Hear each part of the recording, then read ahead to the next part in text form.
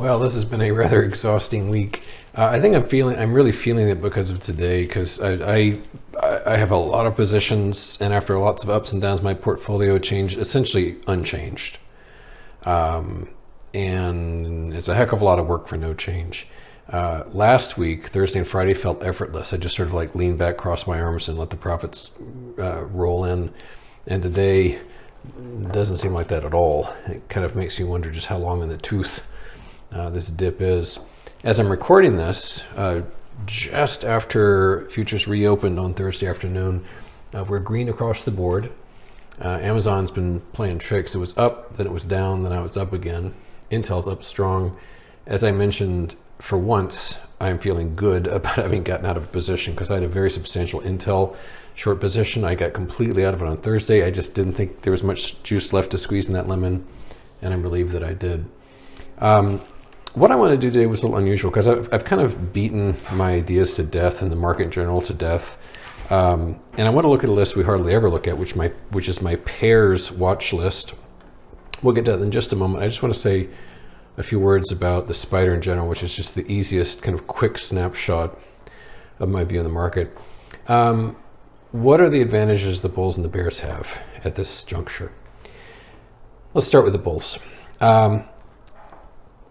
This Fibonacci did an amazing job offering support. In fact, I haven't scrutinized it yet. Let's just look at it live. 411.46 is the level. Today's low, 411.60. So, 14 pennies away, whatever fraction of a percent that is. Just unbelievable how Fibonacci friendly this market is. So the bulls have that in their favor. They also have in their favor that we've been more or less down for the past week and a half or so. It's been pretty much straight down since this glorious day when this price gap closure took place back on the 17th. This was when it got really fun. I think this must have been, let's see, that was the 17th. There was like down, down, down, a little bit of a pause, and then down, down. So it is pretty oversold a little bit, and it wouldn't be completely shocking if we had a rally back to this line here, which is the important division, which when we breached it yesterday, things really started rocking and rolling. So I think the bulls have in their favor the notion of a altogether probable bounce back, and the fact that it did indeed find support here, which, by the way, is a pretty decent neckline for almost the entirety of this pattern here, everything beneath this gray line. So the bulls have got that going.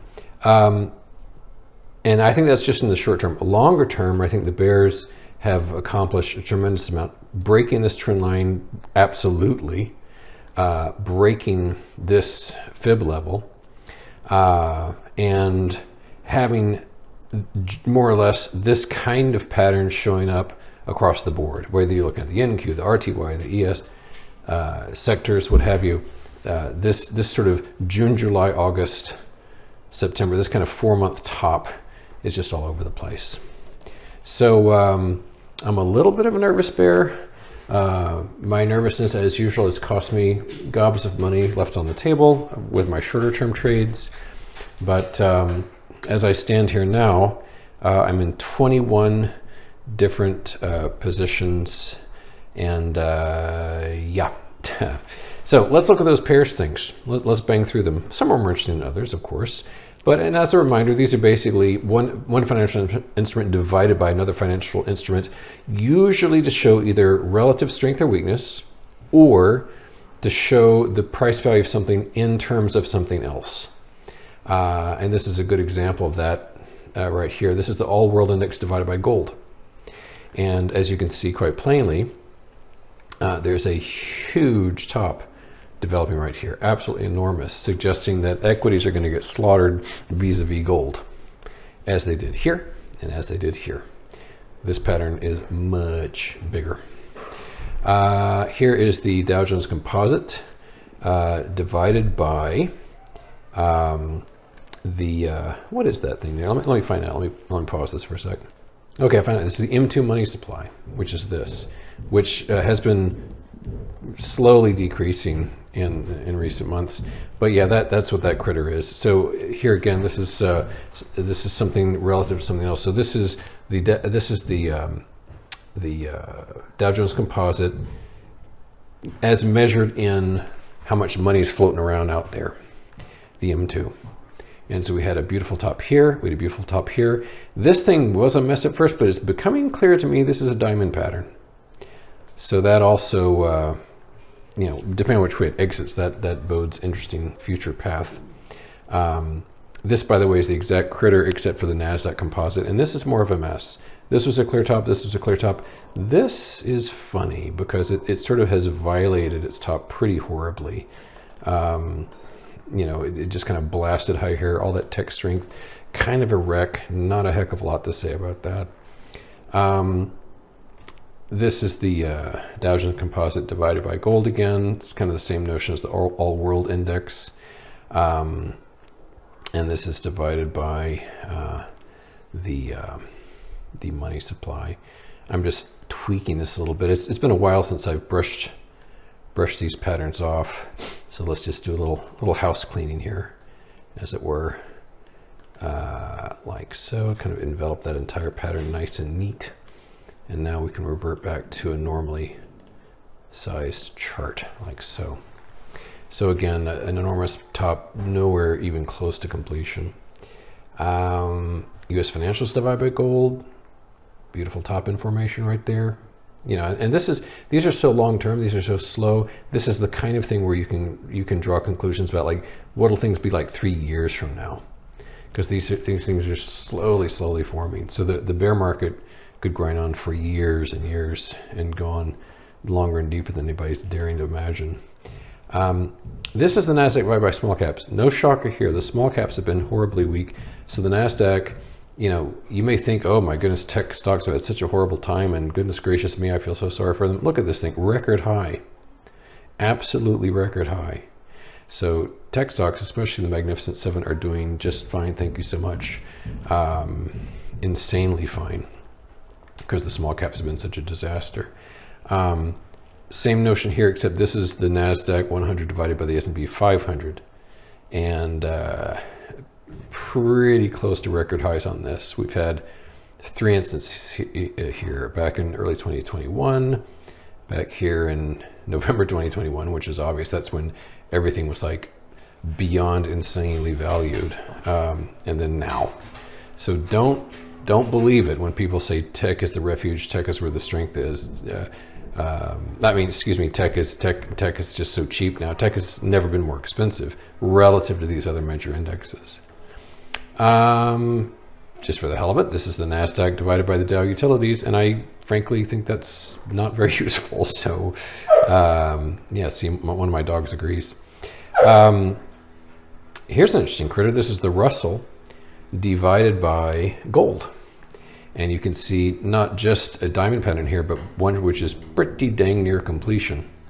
And of course, the way that these things go means either the Russell's going to go down a lot, or gold's going to go up a lot, or both. If indeed we're going to plunge out of this thing, as we did back here, for example. And this was back in late 07.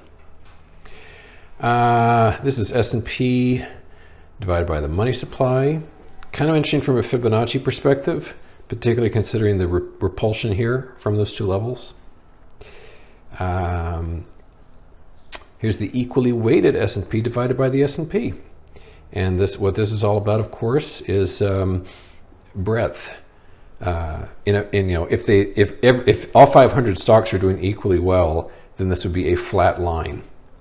Instead, the equally weighted stuff is vastly underperforming for many months the very not equally weighted normal S&P, which of course favors things like Microsoft and Apple. Transports divided by money supply, not that interesting. XOI, oh, this is an interesting one. Wowee, check this out. Okay, this is the oil index divided by the money supply. Check out that channel. Zowie, kazowie, wowie. Isn't that something? And what that strongly implies is oil stocks are crazily overvalued right now, based upon its relative position to that channel. That is interesting. That's probably the best chart of this whole sequence. Kind of tough time topping that one. CompQ divided by money supply, meh. S&P divided by, this is the fabled most important chart ever, the mice chart. It's become really interesting again because the whole point of this chart before was that it spent decades within this channel. We are totally out of that channel now. Look at that. And you know, I'm tempted to put horizontal, but I won't. But we're failing the horizontal here even. So this just shows how incredibly weak it is in the face of weakening stock prices and very, very, very, very rapidly ascending interest rates. And for our closer, here is the XME divided by the GDX. That is to say, the mining stocks divided by the precious metals miners. And the point I made here all along is that over the long haul, as a pairs trade, it's sort of like short XME by GDX. Because this implies XME is going down and GDX is going up, or both. And I think that is a completely satisfactory video. I'm going to end it here. Thank you very much.